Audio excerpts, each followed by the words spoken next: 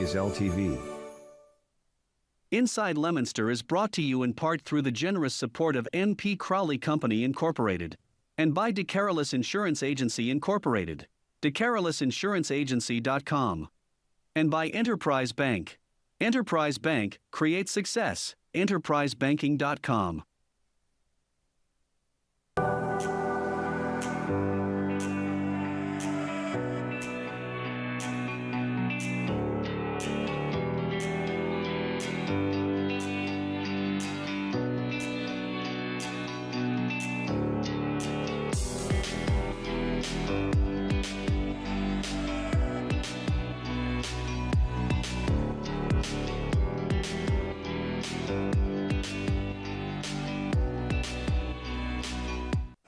Hello and welcome to Inside Leominster. My name is Dean Mazzarella, Mayor for the city.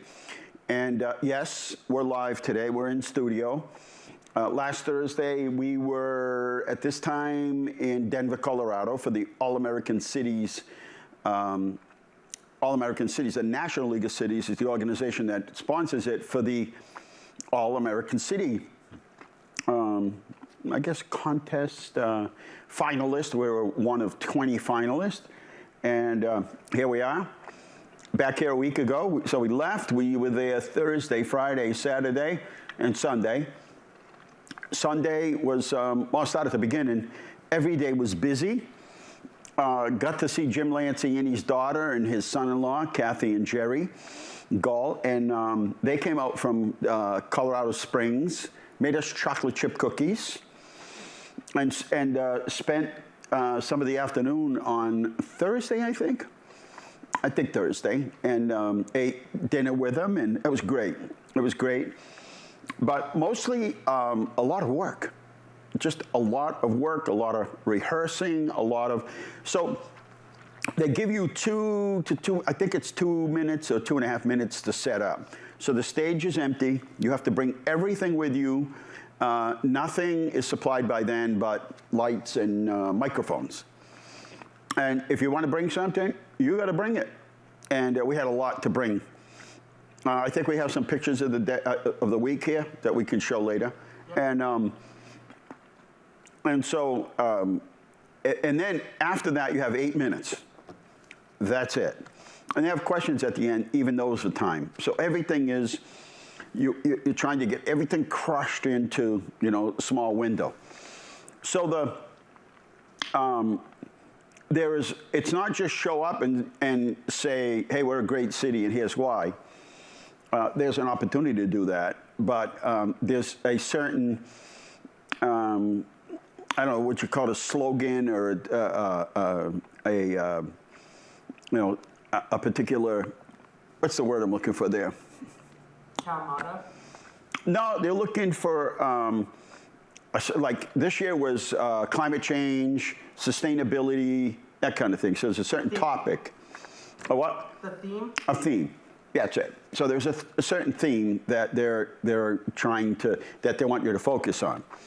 So it was, and part of that is innovation. And so anyway, we have, the videos. Do you have the actual video that we did? The Leominster video? You don't have that, huh? We'll show that. We'll get it up here because it's pretty good. It was well done. And so you have to do all of that and tell your story in 8 minutes. So obviously we talked about the flood. We talked about Shoalin Farms, how people in town got together to save it, how it still runs as an orchard, and it runs as a volunteer orchard, one of the few models in the country that's even like that sustained itself for 25 years. People say, how was Denver? And I said, I don't know, we were in a hotel for 4 days. We didn't really get out. There was a little area where we were in the hotel that we're at. That was kind of like, I would say, like a Faneuil Hall. I don't know if they call it the Pavilion or something. That was pretty cool. And that's pretty much where we ate, unless it was right in the hotel. So most of our time was practicing, because what we did is, if you saw it, did you see it at all? We did a live Inside Leominster show in 8 minutes. And we had like 6 guests, and this thing had to move. And trying to get everything, and the music aligned, and everything set up, and it's just, you may not think about it, but it's like we had this much, we had to cram it into this much. So over and over, when does somebody walk in? When does somebody leave? When does the guy, Kevin with the bike come up with the thing? And we got better at it each time. And we went over and over and over and over it until I think we went on at 3:15 Denver time, 5:15 here, and we did another rehearsal at 2:30. We did one in the morning, and the rehearsals are, rehearsing could be an hour and a half. And then we took a little break, got our things together. Then we had to line up anything that we were bringing in, props, desks, tables, banners. You line up at the door, and you want to be ready by, say, 3 o'clock, because when they open the door, the clock starts ticking. So we did another run through at 2:30 in the afternoon. And so they had, there was different sort of seminars or workshops. There was one on Sunday, I think it was, the days are running into Sunday with all elected officials.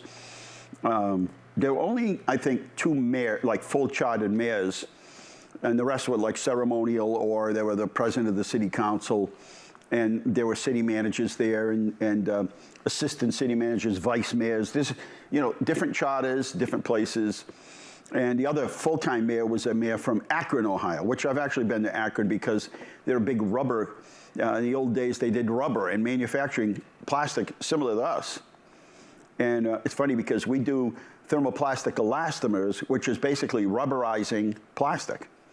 And they did rubber. So anyway, got to chat with them quite a bit about Akron and some of the challenges that they find. And so it was a lot about that. And but valuable, very valuable for us, team building, great people we took with us. You pick people to come, and they were actually better than we ever thought. They actually just blossomed through the whole process, which made it better for us. So we are an All-American City finalist. And that's the way we went into it. We were chosen already. We went into it. We came out that way. There were 10 that were picked to be, full All-American cities. Congratulations to them.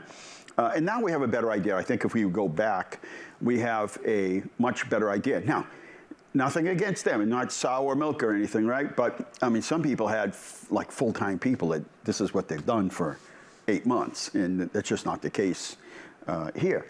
But anyway, not sour grapes. Congratulations to all those communities. Chelsea won. We spent a lot of time with Chelsea. We kind of bonded with them. And I'd say that if there were 20 communities there when we left, we were all pretty close leaving the building. So we left our flight took off at about, was it 11:39? So we basically took the red eye back to Logan, and we were back in Leominster at about 6:30, our time. So we left their time at about 11 something. And 978-534-1626 if you have any questions. Guess who I saw today? Big Art. And Art hasn't called the show. I don't know. He didn't move. He stayed. He decided. Did you know that? Yeah, he decided to stay. But he was out there weed whacking today, and I had to get down that street real quick and get back because it was like 7 of 9, and I get on, so I knew if I stopped and talked, we'd be there forever. So, so Big Art from the Art Report. Hopefully he calls in. We'll get him on as a guest now. So he just decided, I think he was, and I thought that, it's a hard thing when you're kind of lived here all your life, and it's kind of a hard thing to move, Anyway, very happy to see that. So yes, it was a great experience. We learned a lot. I think I can guarantee you, when we left, everybody knew who we were. That I could tell you. They were intrigued. Now, nobody knew what the significance was of the pink flamingo. Yet the pink flamingo was everywhere. We dressed in flamingo clothing. They didn't understand. They thought it was cool, and they're like, well, Mr. Massachusetts, it's not in the ocean. It's not the tropics. What's that all about? And then we finally told the story. It became even more interesting. We took the actor, Johnny Appleseed, with us. He's the one that is at Sholin and Johnny Appleseed Festival. He understands, he's like the real Johnny Appleseed. He understands everything about Johnny Appleseed. And Johnny Appleseed is again, an interesting thing. And then the other interesting is how many other elected officials came up and said, 32 years? Like, what? 32 Half the people in the place went 32. I'm like, 32 years? You survived social media? You survived? I'm like, yeah, I don't know, lucky, pretty lucky guy, right? And anyway, we talked a lot about that, there was one city that had changed leadership like 4 or 5 times in like 10 years. And so they said, well, we're moving in this direction. Somebody new comes in, we go in that direction. Somebody else new comes in, we go that direction. Somebody new, and we could never get any consistency, and that's been part of our problem. So they think. I don't know. I don't know the dynamics. But anyway, it was a good, thank you for all the cheering on. People were great. We did a number of live videos here to keep people up to date, morning briefings. I got to tell you, though, I never adjusted to that time change. Even though I was there 4 days, I came back, and it's a lot. So we flew into Denver, and from Denver into, you see some of it's flat, and you see some of the Rockies and the hills and snow on them. And then after that, you're just surrounded by buildings. There's nothing but buildings around you, nothing. And just between 2 buildings down there, what I call the kind of Faneuil Hall, you could see some mountains. And then the last day we're there on Sunday, I have a little reception on the 32nd floor of the building next to us. And that's when everybody came. It was pretty cool. And you could see like Denver. You could see the mountains. It'd be very beautiful. But we were there maybe a half hour, and then off to the big banquet where they had, where they kind of picked the final finalist, I guess is what you'd say.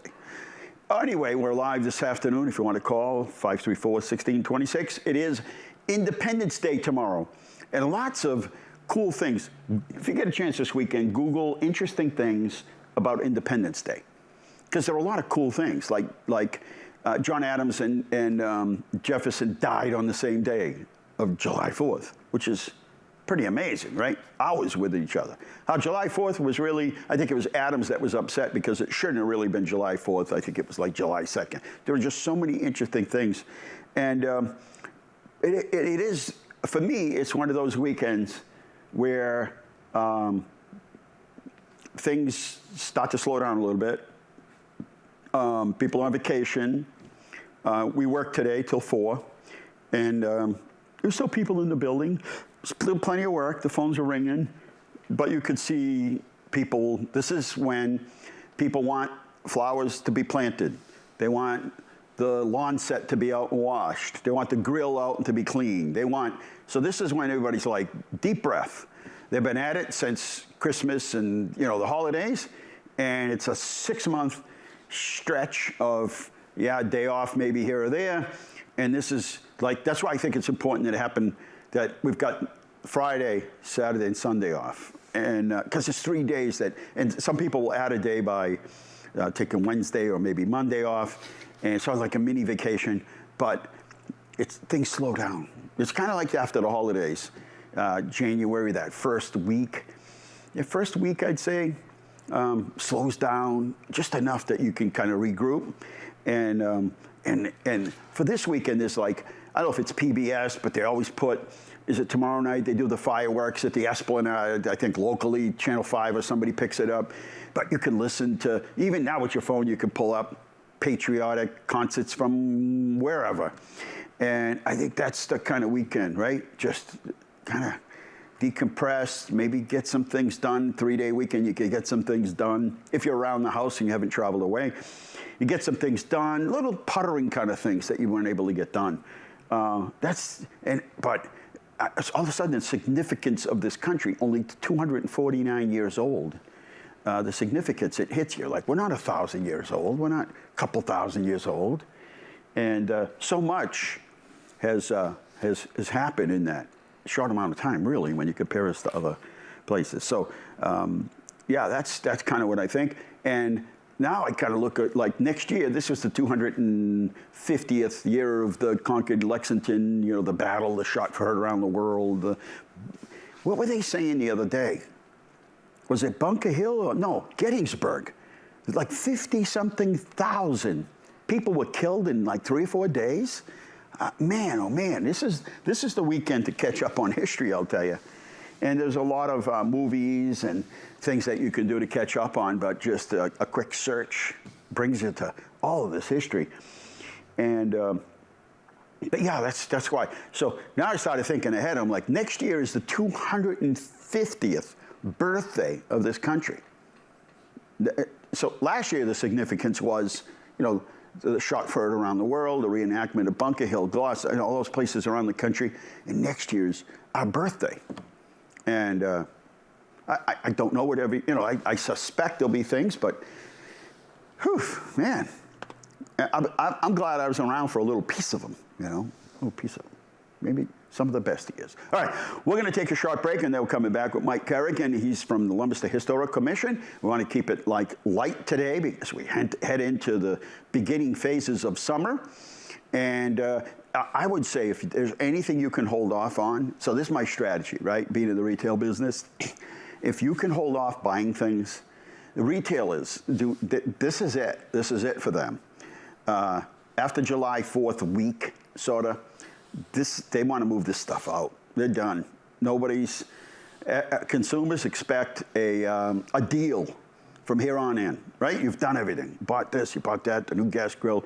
Now, anything that's still there, well, it's like a coat in May, a winter coat in May, or even March.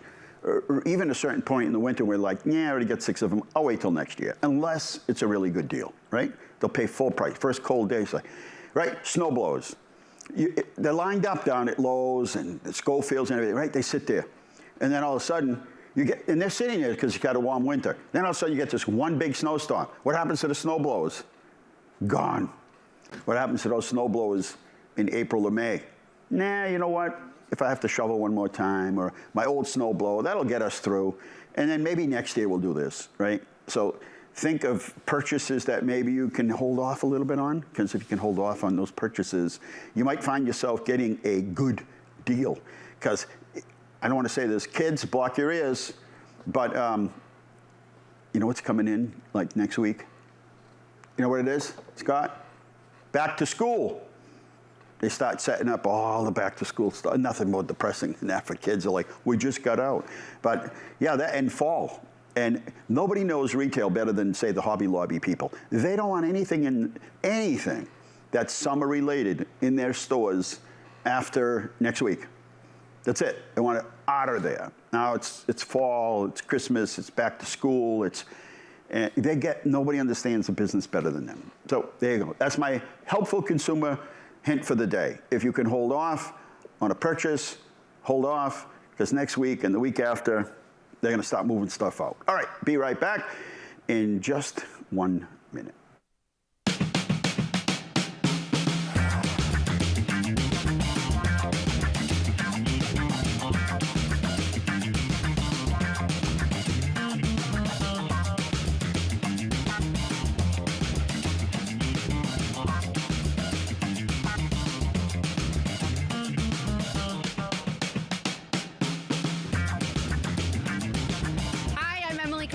Macaroni Kid Leominster Clinton, and we're here supporting our 4th Leominster Flamingo Day event with our Leominster bookmarks. We've got some great crafts. We're making macaroni bracelets, which are a lot of fun for the kids, and additional bookmarks that they can use flamingo stickers to make their own bookmarks. So Macaroni Kid Leominster Clinton is an online resource for parents and caregivers to find fun stuff to do with their kids, like Flamingo Day.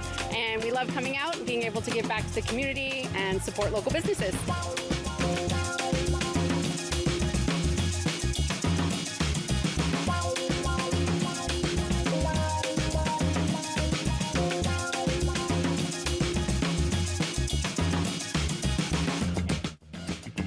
All right, let's hear it for number 1. Number 2. Number 3. Number 4. Number 5. Well, here's our winner right here. Young lady, you know what? This is better than the Academy, an Emmy. It's better than $1 million because we've only given out very few of these. So you are the winner. That's right, Sal won the first. You are the winner of the 2025 Pink Flamingo Award.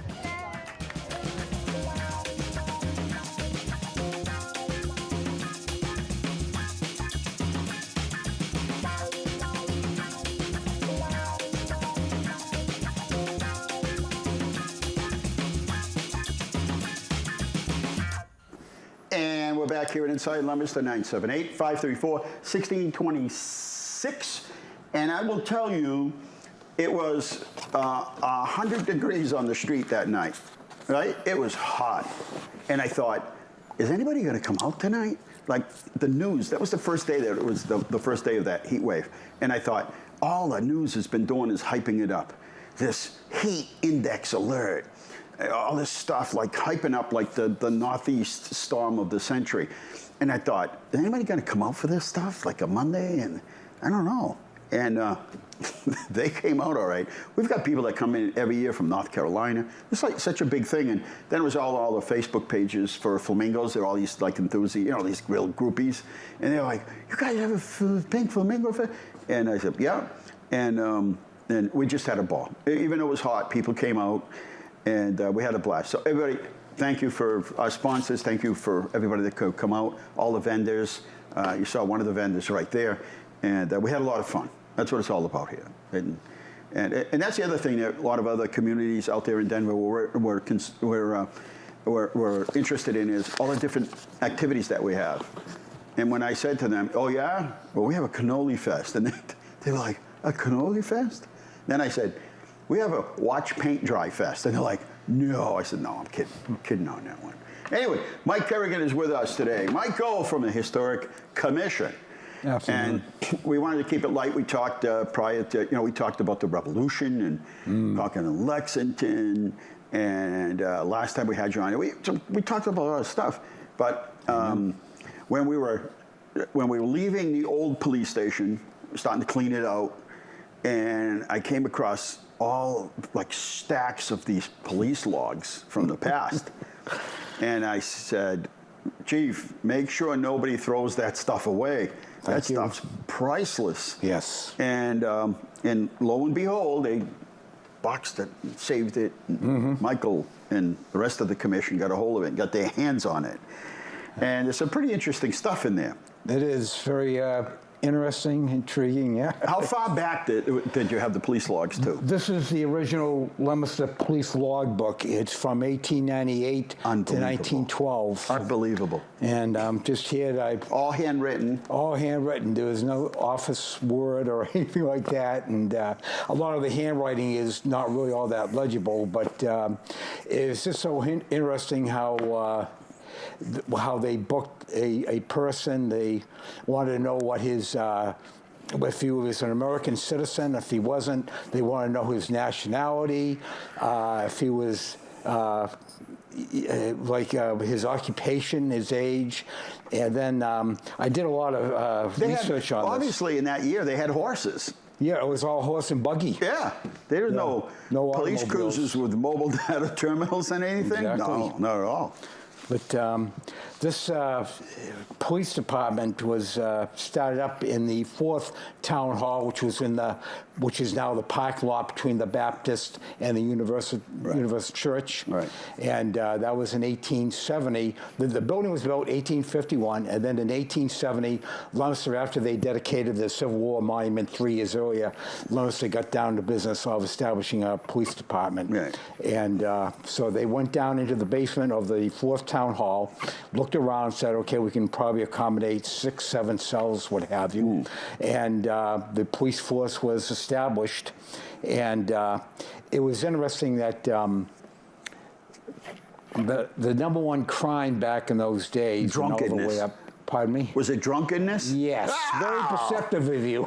Yeah. Oh, I don't know. I'm like, what could it be? No, yeah. Like shooting apples at buggies or at horses or something? Well, or stealing hay? I do have some. They arrested 2 people for driving a bicycle over 10 miles per hour. They did? Over the Monument Square. Shame on them. Where's Barney Fife? Get Barney Fife down here, straighten things out. Law and order. Yep. Like Barney used to say, Andy, you gotta nip it. Yeah. Nip it. Yeah. Nip it in the bud, he'd say, right? Yeah. So they good stuff. Had the drunkenness, and then the assault was right behind it.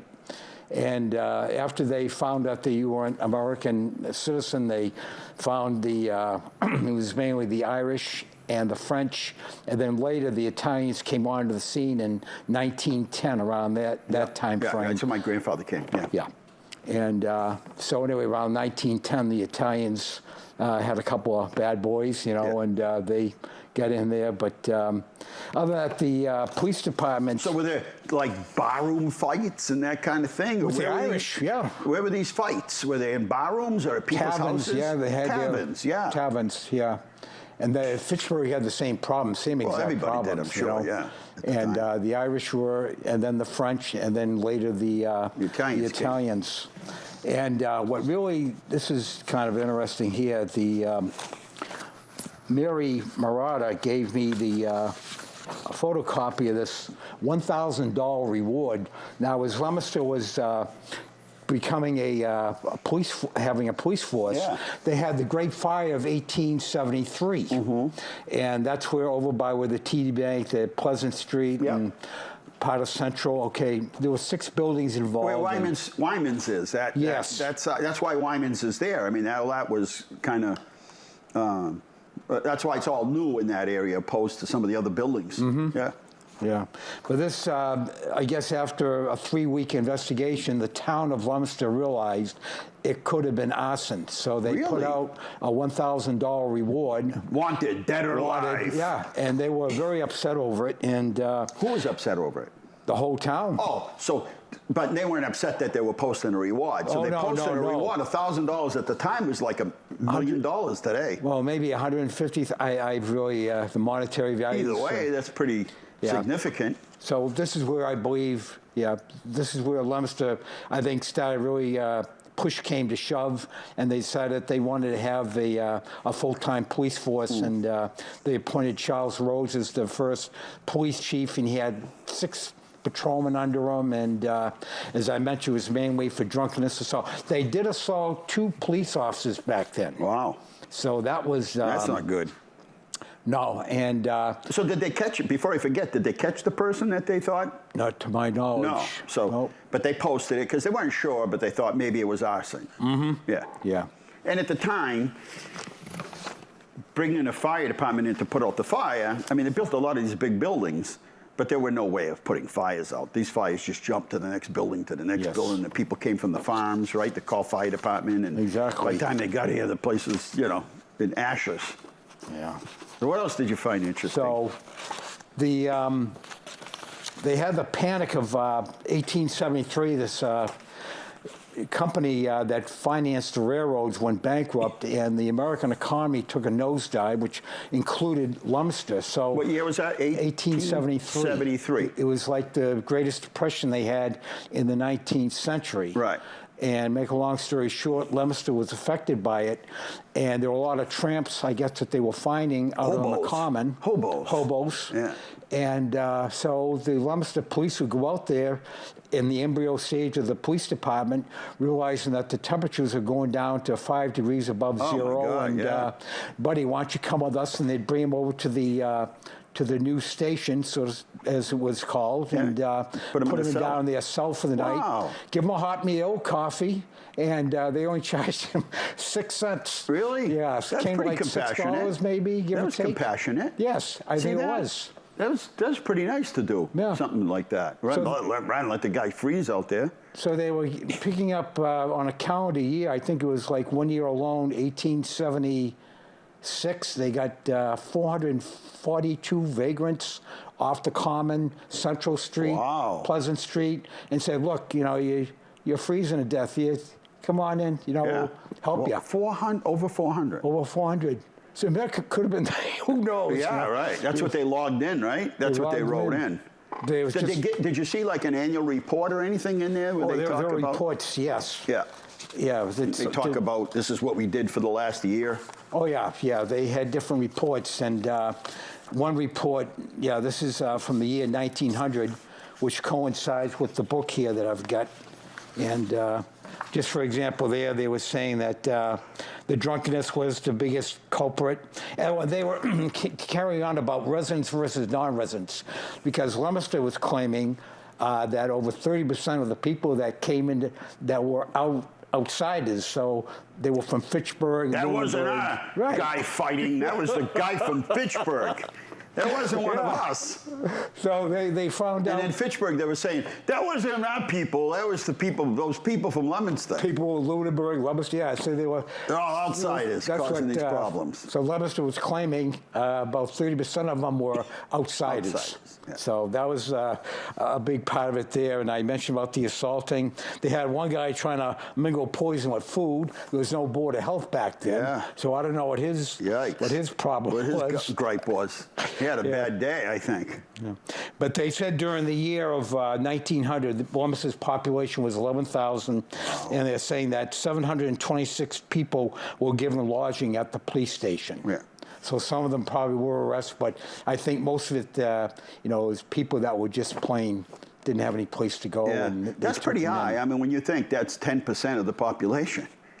Yeah. Right, when you think about it. No, that would have been 1,000. But, still, that's a high percentage of people that they actually came in contact with, right? Exactly. Remember the days of the hobos? They would, we used to call them hobos, but they would live alongside the railroad tracks or live in a railroad car, and they would hop the train, and that's how they would get around, right? As a kid growing up, that was one of the first words I heard when I was like 8 or 9 years old, was the word hobo, because my dad was a locomotive engineer for the old Boston and Maine. Yeah, well, and he drove the trains through North Leominster. Right. And make a long story short, they used to have the old rail box cars, the big sliding metal door. Yep. So like every 10th compartment, they had a boxcar. There was some bum in there. He was trying to get from Boston all the way up to the Berkshires. We used to dress up as hobos for Halloween. I don't know. Yeah.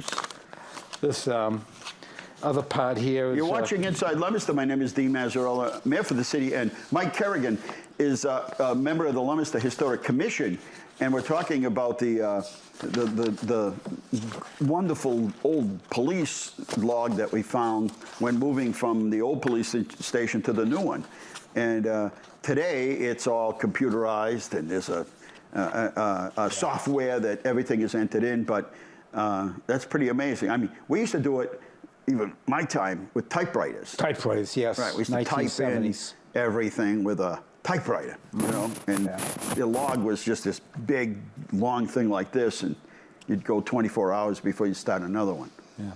The one thing I noticed, too, between like 1900, I took one other year, 1930, because my opinion, as an historian, that was a lousy year to live in. 1930, you were still in the Depression, and you didn't have any alcohol either. Yeah, they banned it. They banned it. Prohibition, 1919 to 33. That worked really good, huh? Oh, yeah.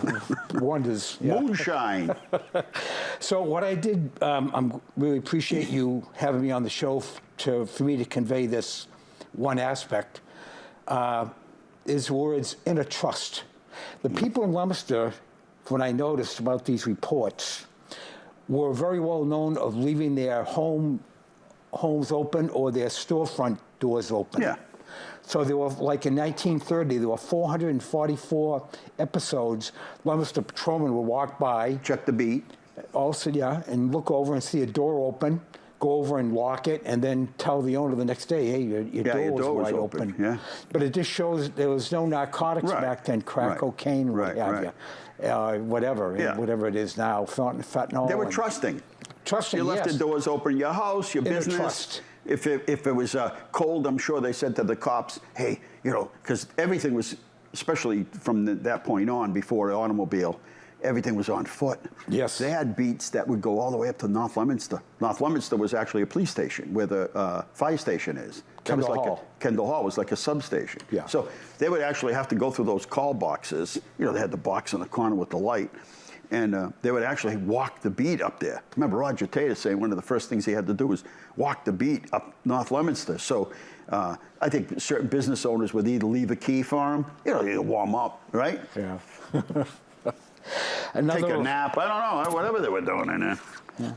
One episode here in 1930, Leominster pretty much denied that there was drunkenness because of the prohibition. So they didn't want the feds or the state thinking that, but they did have to report that they had 21 liquor seizures that year. Yeah. So, in other words, if you were living on a certain street in Leominster and you saw that your next door neighbor was distributing something illegally, you would inform the police, and they would get the evidence together, and they would go to the Leominster court, get the warrant, and Go they would pick 'em go up. over and search your house. Break apart the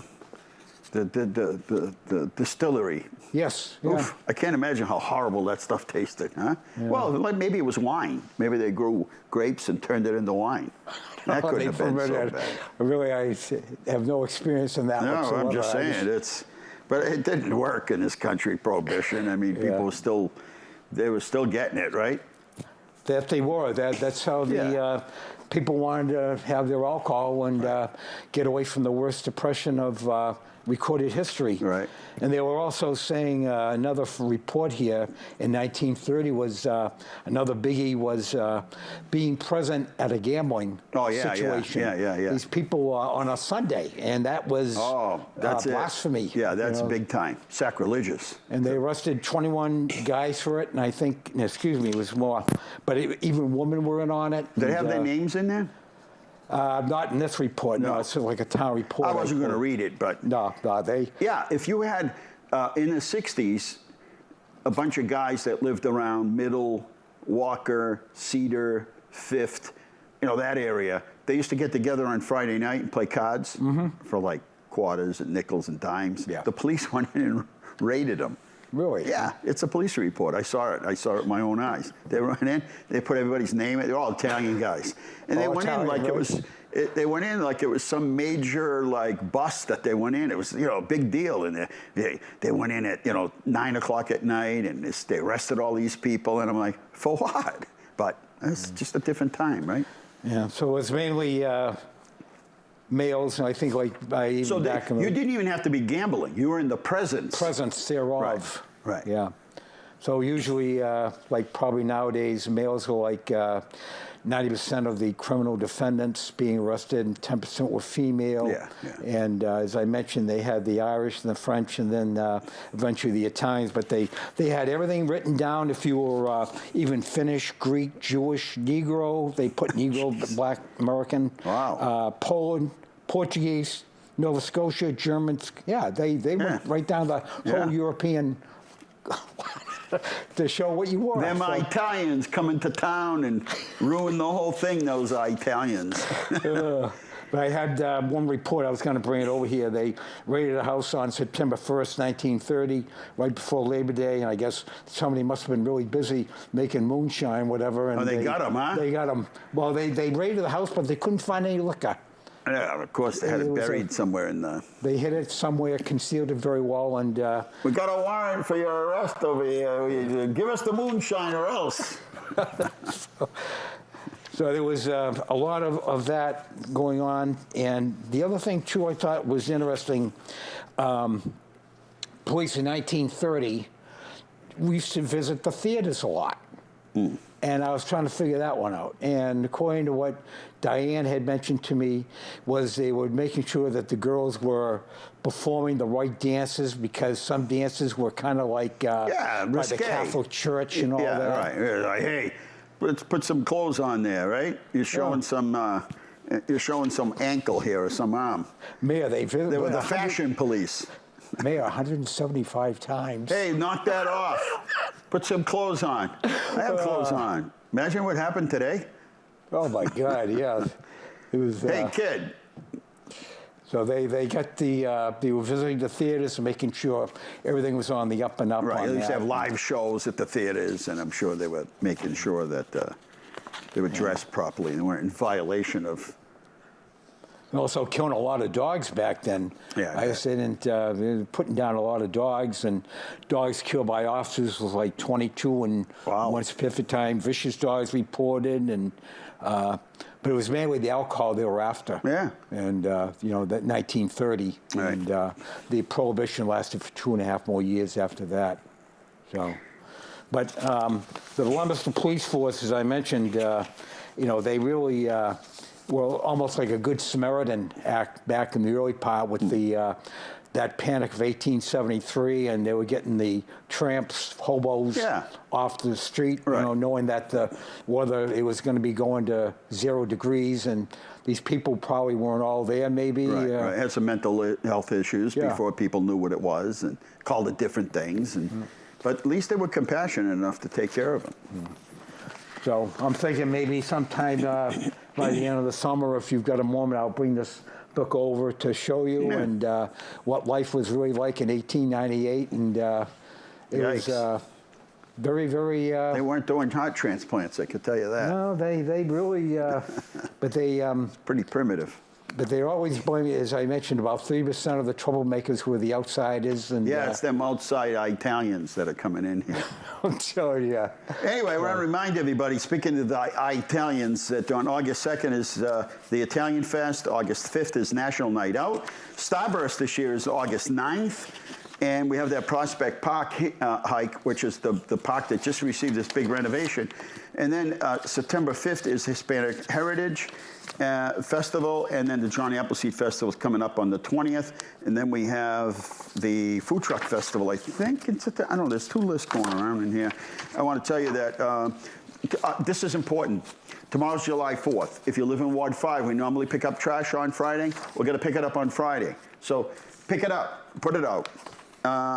AKS, if you want to put your leaves, bring your leaves and yard waste to the transfer station, you could do so on the 5th, because we'll be open between 8 and 2. Let's see what else I can tell you. The concerts with the Colonial Band start next week. They start on Tuesday. Their concerts start at 7:30. It's a 30-piece, 30 members band. And they start at 7:30 over at Carter Park, starting this Tuesday and every Tuesday. And let's see, splash parks are open, the pool is open. Yeah, let's see, July 8th, 15th, 22nd, 29th, and August 5th for free concerts over at Carter Park. The fence that's up right now, that's just while they do construction on the rail trail. Isn't that funny how at one time the train came through and now the bikes are going to come? Well, we're going back in time. Huh? We're going back in time. And mark my key, July 10th and the 17th at 7 at Carter Park. That's always a well-attended concert. July 18th, if you'd like to give blood, 9 to 2:30, call our health department at 534-7500, extension 0. We'll switch you down to them. And let's see what else we can share with people today. Let's do some slides. Oh, our newest edition of It's Happening in Leominster. It's available. This is really nice. This will last you the whole month. It talks about different things that have happened last month and everything that's happening this month with the whole schedule. And just like it's almost like a newspaper. And we put it out paper form at City Hall and a couple other businesses. But if you're using Facebook, it's Happening in Leominster. You just go and hit It's Happening in Leominster, and that certainly will come up. Let's do some slides here before we leave so I could catch up, because we haven't done anything in a long time. Not that we haven't been working. Let's go to the first slide, which says 378 people across the Commonwealth of Massachusetts tested positive for COVID in the last 7 days. 2 here in Leominster, 0 deaths. That's good news. It's Air Conditioning Appreciation Day, and maybe that's why the air conditioner wasn't working at City Hall today. That way we'd appreciate it. It's International Plastic Bag Free Day, National Chocolate Wafer Day, National Eat Your Beans Day, National Fried Clams Day, and National Stay Out of the Sun Day. 1981, New York Transit System raises the fees from 60 to 75 cents. And in 1985, Back to the Future. Where's Carl today? Carl's got the automobile that he had a replica of the Back to the Future thing there, right? Anyway, Back to the Future, directed by, Michael J. Fox was in it, Chris Lloyd. 1985, Tinkerbell's first nightly flight at Walt Disney. Now, quick story there. So my daughter says to me, we're a bunch of kids or whatever, she worked at Disney, and she said, hey, that's Tinkerbell. I said, Tinkerbell? What do you mean Tinkerbell? She goes, I said, is she in the parade? She goes, no, she's the girl that zips down from the castle. The fairy there, whatever. I thought it was a fake person. I thought it was like a dummy. I didn't know it was a real person. Yeah. At Disney, like that. I said, do your mother and father know you do this? And 1989 movie Batman sets the record. quickest $100 million day in 10 days. And in 2020 Major League Baseball All-Star planned to be hosted on July 14th by the Los Angeles Dodgers is canceled due to government restrictions imposed during COVID. There were a lot of Dodgers fans here in the 70s and the 60s, huh? Mm-hmm. Remember that? A lot of Dodgers fans. There's some of our projects, tons of projects. We've got so many things working and so many streets and so many water lines and so many sewer. Tons of projects, that a little glimpse right there. But let's get to pictures of the week before we forget. There we are. Thank you to All One Credit Union for their donation to Starburst. And remember, I think one of the best bands around right now and for a long time is when J. DiGeronimo comes together and plays for Starburst. Now, you know, Bob Healy passed away this past year, and Bob Healy was the conductor of the band. Oh, yeah. And Neurotic Gumbo came in after that. Bob started to have some health problems, and he was still involved in like the Ashby Town Band, and he was still involved in theater, but I think it just became so much that he said, you know what, I need to back off on something. So Neurotic Gumbo and J.D. Geronimo and all those guys got together. And anyway, thank you to All One Credit Union for being one of our major sponsors. So honored to promote as appointing authority for the city, Juan Ramos and Sergeant John Bouchard. So Lieutenant Juan Ramos and Sergeant John Bouchard to the Leominster Police Department. It was a nice activity. Infrastructure work continues on Maple and Lindell Ave. Lots of fun at the Pink Flamingo Day. That was when we were first getting set up over there. Material Girls Summer Banquet. Look at that. Boy, they're bringing those sewing machines to City Hall. You want to talk about futuristic? I couldn't figure out where the on button is. Anyway, they had their big summer banquet. And thank you to Noah Gray for always remembering Leominster's youth. And I'll tell you, first thing, he walks in under the tunnel. He looks at the kids from what is it called? It's got a special name at the high school for kids with developmental disabilities. And first thing he says is, let's go, guys. You're my assistant coaches for the day. And these two kids right here know him so well. He spent a lot of time with them while he was at the high school. He stays in touch with them. They're his big fans, like his big brother. And he signed, you know, a lot of these camps, they come in, they spend an hour or two, and they're gone. Noah Gray comes in at 8:30, and he leaves late to mid-afternoon. Signs every autograph, answers every question. He's just awesome. He really is. He's quite a guy. And anyway, he was there that day for the and such a tremendous experience. Again, we were awarded the All-American City finalist for 2025, Leominster, Massachusetts, from Denver, Colorado. That was pretty good, huh? There's only a few cities in all Massachusetts that even got this far. Yeah, and there's 20,000 cities. Impressive. Right. 20,000 cities across the country, and, you know, we made it to the top. And there's my buddy, city manager Fidel Maltez. Chelsea and Leominster had a great time together. Boy, we really bonded out there. And he's the city manager. The police chief was out there. We had a ball. Let's see. There's our team, Flamingo. Our Flamingo wear. We're all wearing Flamingo clothing, and it was fun. We had so much fun. And everybody was so interested in the Flamingo wear. Everybody loves the Flamingo. Everybody had a story about the Flamingo. And there's our, oh, sorry, that was me. Let's go. There's our class president, Berenice Hunter, and sporting her new shirt. And it says, I drive the mayor crazy. I always say that. You drive me crazy. She's funny, though. She's the best. And she got the Mayor's Award this year, too. I didn't pick it. It was the Mayor's Award is chosen by the teachers at the high school. I just present it. So anyway, this is my buddy, Berenice. And there's our friend, Mayor of Tallahassee, Mayor John Daly. Good guy. Like I said, when we left, if there were 20 cities there, we left with friends from 20 cities. Isn't that cool? Trade show booth. So one of the nights you set up a trade booth. It's like the trade show, and everybody goes around and we give things out. We had so many flamingo things, and everybody wanted something related to the flamingo. So we had to explain to everybody and educate them all in the flamingo. But we also met the let's see, maybe it's in here. I'll wait for a minute. Opening ceremony here with the Flamingos. This is the opening ceremony, and we came in with the Flamingos. I think we kind of stole the show with the Flamingos. I think so. There's our awesome Civic Fair booth. And then everybody comes in, and there's some food there, but everybody goes around to eat everybody's booth, and everybody gives some things away, and there's our booth there. Pretty cool. On-stage presentation. So this is when it all happens. Like, this isn't practice, this is the actual presentation. So we did it as an Inside Leominster show, and we did it through Facebook. And it was our 1600th Inside Leominster show. Imagine that, 1600. Wow, that's a lot. And there we are talking to Johnny Appleseed.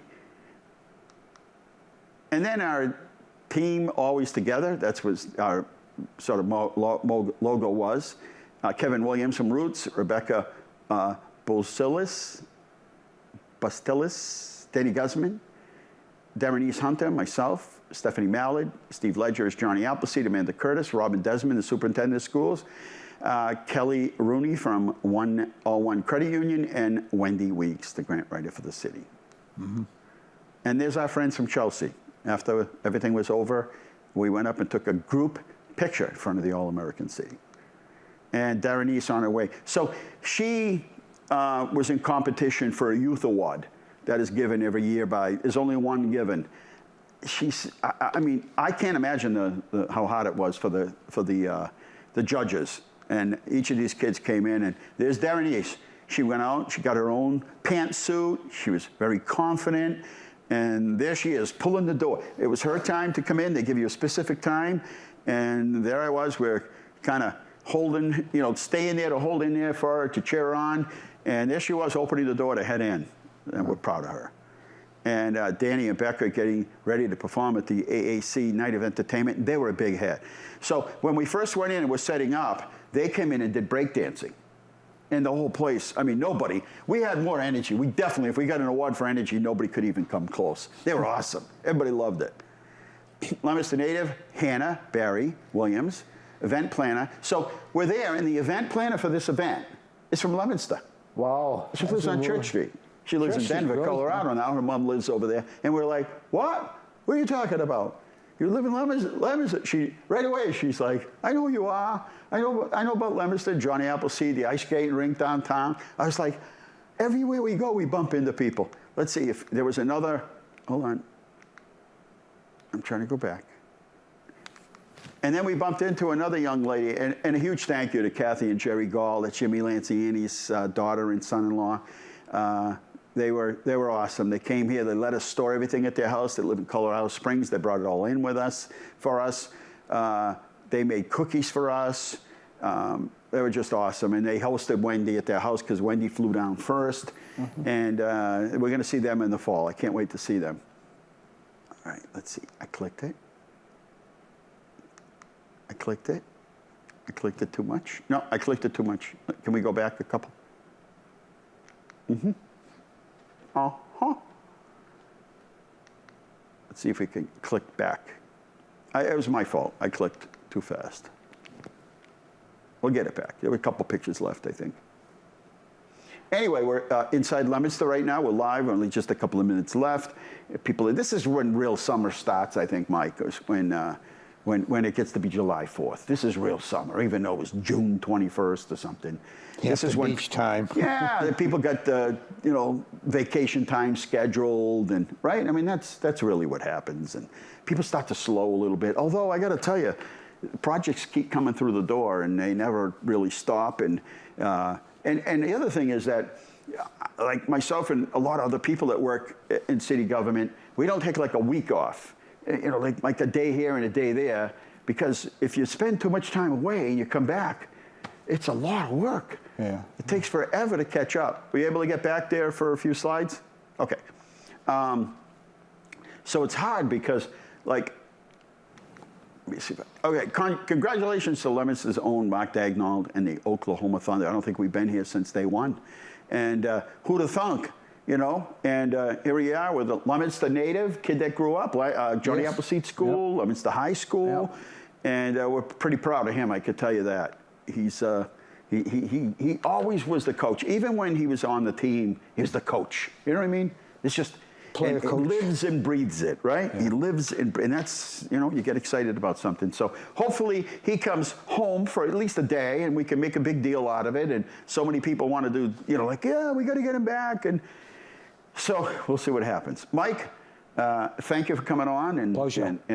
Well, next time we'll talk about, as we get into the history of the country, the 250th anniversary, we've got to start to talk about that. I'll be more than welcome. That's a big, it's going to be celebratory, I hope. I hope people are excited about this country despite differences. 250, it's our birthday. Yeah, 250 years, it's quite an achievement. Yeah. So we'll see what the future holds as far as for, you know, ceremonies and what have you. I hope so. So the country has got a lot has happened in 250 years. Yeah, man, we to go say the fast. least. We move quick. We move quick. All right, we're out of time here at Inside Leominster. I think it says 5 o'clock, but the clock says 3 minutes. Do we have 3 minutes? All right, we'll wrap it up. Anyway, thanks for watching tonight. Thank you, Mike, for coming in. Pleasure. And, you know, I guess they say happy 4th of July, happy birthday, America. And be careful this weekend. Be careful what you do, careful with your driving. A friend was heading to the Cape. He said it took him over 3 hours. And, you know, maybe just a chill, relax, take it easy, get some things done. Just enjoy the weekend. You know, let everything kind of simmer down.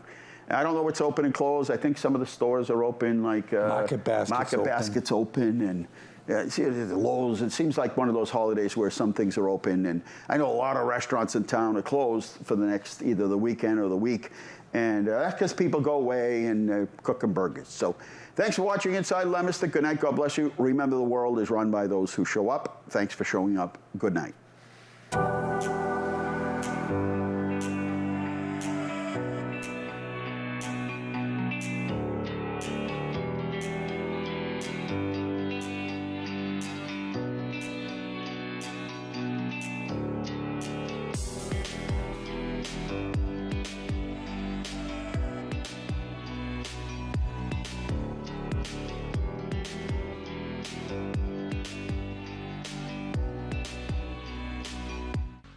Inside Leominster is brought to you in part through the generous support of N.P. Crowley Company Incorporated and by DeCarolis Insurance Agency Incorporated, DeCarolisinsuranceagency.com, and by Enterprise Bank.